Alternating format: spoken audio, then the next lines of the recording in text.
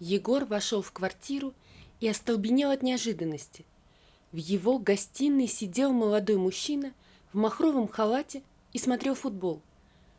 На звук, доносившийся с прихожей, из ванной вышла его жена, Марина. На голове было намотано полотенце, а на стройное тело был накинут шелковый халатик. В этот момент она была такая красивая и притягательная, но вот ее слова: «Привет, ты пришел? Вот чемоданы, собирай вещи и на выход». На выход? Марина, ты в своем уме? Кто этот мужчина? И что все это значит? А то и значит, дорогой мой, что пока ты выбирал между мной и своим престарелым папочкой, я нашла себе мужчину, который будет любить только меня. Ну, что же, раз так, совет вам да любовь. Может, в любой другой раз Егор бы и набил морду наглецу, но только не сейчас. Он узнал этого мужчину. Его совсем недавно показывали по телевизору, как он обманывал доверчивых женщин, а потом, оставив без копейки, бросал их. Странно, что Марина не видела эту передачу, хотя она никогда не смотрела новости, считая их скучными. Ну и по делам ей. Сама захотела променять стабильность на яркие эмоции. Вот пусть и наслаждается полученным результатом. Егор женился на Марине 5 лет назад. Он рано овдовел и растил детей сам. Видать, не хотел, чтобы чужая женщина хотя бы словом или делом обижала его детей. Когда он решил жениться во второй раз, сыну было уже 20, а дочери 18 лет. Марина им сразу не понравилась. Может, это была банальная ревность, а может, они просто почувствовали, что от этой женщины не следует ждать ничего хорошего. Однако мешать отцу они не стали, посчитав, что он тоже заслуживает счастья. Посоветовавшись, все пришли к единому консенсусу. Егор переезжает к Марине и будет жить там, а они уже взрослые и сами преспокойно справятся. Егор, конечно же, первое время контролировал детей. Мало ли что, вдруг они голодают, или вдруг утюг или плиту забудут выключить. Однако, убедившись в обратном, быстро оставил их в покое. Время от времени он, конечно же, покупал им продукты и еженедельно переводил им деньги на карманные расходы. Но все же, по его мнению, он был плохим отцом, выбрал женщину, хотя должен был выбрать детей. С одной стороны, это так, а с другой, ему уже скоро 48, годы идут, еще немного и он состарится, а ведь так хочется не просто жить, а любить и быть любимым. Марина, конечно, его любила, и он ее очень любил, хотя часто и не понимал ее. Как можно не любить детей и все время предохраняться? Неужели ей не хочется испытать радости материнства? Она даже с его детьми не шла на контакт, считая, что ей это не нужно. А он и не настаивал. Насильно ведь мил не будешь. Так они и прожили 5 лет, пока не случилась беда. Отец Егора, Ефим Владимирович, попал в аварию и стал инвалидом-колясочником. Марина наотрез отказалась, чтобы муж перевез своего больного отца к ним, да и сама к нему переезжать не хотела. «Егор, ты не представляешь, что ты от меня требуешь. Ефим Владимирович инвалид, и таким останется навсегда. Я не понимаю, что может измениться, если он будет жить с нами. Я не врач, ты не врач. Если хочешь ему помочь, найми сиделку, но на меня не рассчитывай, у меня своих забот хватает». Егор не понимал, какие могли быть заботы у его жены. Не работает и живет в свое удовольствие. Ходит в салоны, по магазинам, встречается с подругами, ездит отдыхать, и еще она имеет совесть заявлять, что у нее полно забот. Теперь Егору приходилось вставать пораньше и ездить к отцу, чтобы умыть, переодеть и накормить его завтраком. В обед к Ефиму Владимировичу приезжала внучка или внук и кормили деда обедом. А вечером Егор снова приезжал к отцу, чтобы покормить и переодеть его. Егор гордился своими детьми. Правильными он их вырастил, ему не перечат, и деда своего не обижают. Жаль только, что отец не хочет, чтобы они переехали к нему. Они молодые, пусть живут у себя. Незачем им со стариком возиться. Вот если бы ты переехал, то я бы понял. А они? Пусть живут в свое удовольствие, не надо обременять их. А потом сын Егора Иван ушел служить, а дочь Алиса уехала учиться в другой город, и теперь мужчине пришлось нелегко. Ему приходилось приходить к отцу 3 раза в день. Благо его работа была в 200 метрах от дома, где жил его отец. И все бы ничего, но Ефим Владимирович заболел гриппом, и Егору пришлось ненадолго переехать к отцу, чтобы приглядывать за ним, пока тот не выздоровеет. Марине эта затея пришлась по душе. Она даже сама собрала мужу сумку и дала баночку малинового варенья, которое сама закрыла этим летом. Егор даже подумал, что наконец-то Марина начала понимать его и принимать его родственников. Но когда он вернулся и увидел другого мужчину, все понял. Просто Марине было выгодно от него избавиться. Ей хотелось жить для себя, а не думать о проблемах чужих.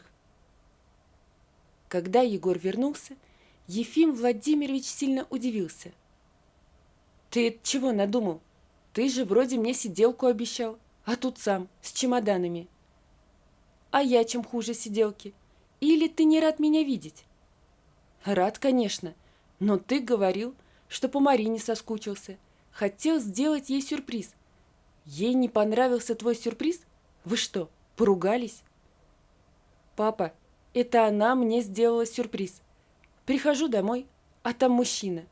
Представляешь, я всего 2 недели жил у тебя, а она уже нашла мне замену». «Это все я виноват». «Ты-то тут при чем? Маринка с самого начала думала только о себе. Жаль, только я раньше не обращал на это внимания». «Жаль, конечно, что семья распалась. Хотя, может, это и к лучшему. Встретишь еще свою половинку». «Ой, пап, какие половинки в мои-то годы? Мне и с Мариной-то не нужно было связываться. Да что-то сглупил я. Страсть голову одурманила». «Ничего, сынок, бывает. Не вини себя в этом». Да то-то и оно, что перед детьми неудобно. Такое ощущение, будто я предал их, променял на женщину, которая в итоге меня и предала. Предала, не предала, но придет время, и ты сам будешь рад этому. У нас ведь, как говорят, что не делается, все к лучшему. Так что не вешай нос и держи хвост пистолетом.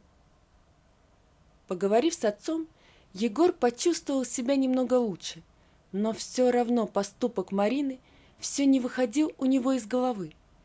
И хотя развели их быстро, без споров и скандалов, неприятный осадок в душе все-таки остался.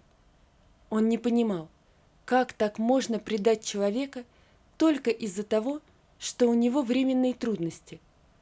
Он бы на ее месте, наоборот, постарался ей помочь, даже взял бы часть обязанностей на себя. Но Марина не такая. Ее никогда не волновали проблемы других, жила только для себя и в свое удовольствие. Как это он раньше этого не замечал?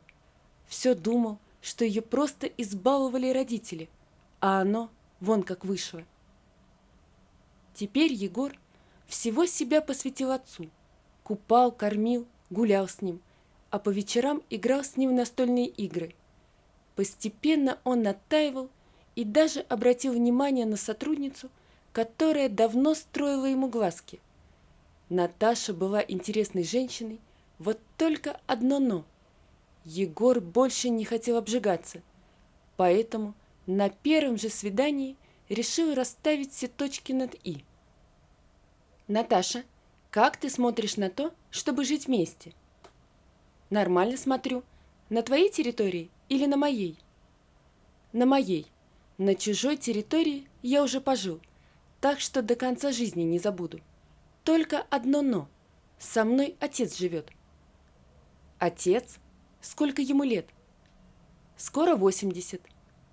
А почему вам просто не разменять квартиру и не жить отдельно? Отцу уход нужен. Он инвалид-колясочник. Так что, согласна на переезд? Согласна, но у меня тоже есть условие. И какое же? Давай сдадим его в дом инвалидов. Не к чему нам сейчас лишние хлопоты, да и уход там будет получше, чем дома. Нам же сейчас не до этого будет, не правда ли? Возьмем отпуск, уедем куда-нибудь, расслабимся. Я все понял. Егор молча оплатил счет и вышел из ресторана. Больше с Наташей они не общались. Она обиделась на него, что он предпочел ей старого отца. А он понял, что Наташа – это точная копия Марины. Егор возвращался с работы, в руке у него был пакет с селедкой и копченым салом, которое он купил на рынке. Вот отец обрадуется, он же так любит сало. В подъезде какая-то молодая женщина пыталась тащить инвалидную коляску с пожилой женщиной на очередную ступеньку. Лифт, как всегда, не работал, и было видно, что женщина с большим трудом справлялась с непосильной для нее нагрузкой. «Давайте я вам помогу. Вы на каком этаже живете?» «На 3. А я на 2. Вы бегите, открывайте дверь, а я вашу маму отнесу». «Спасибо вам». Женщина, не веря своему счастью, побежала открывать дверь, а Егор поднял пожилую женщину, словно пушинку, и понес ее в квартиру. Какой галантный молодой человек! Меня на руках только мой Толик носил, и то по молодости. Спасибо вам огромное, а то я не знала, как бы справилась без вашей помощи. Меня Вера зовут, мы недавно переехали.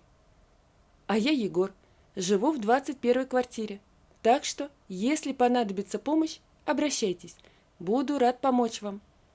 Спасибо. Утром в дверь позвонили, а когда Егор открыл, то увидел новую знакомую.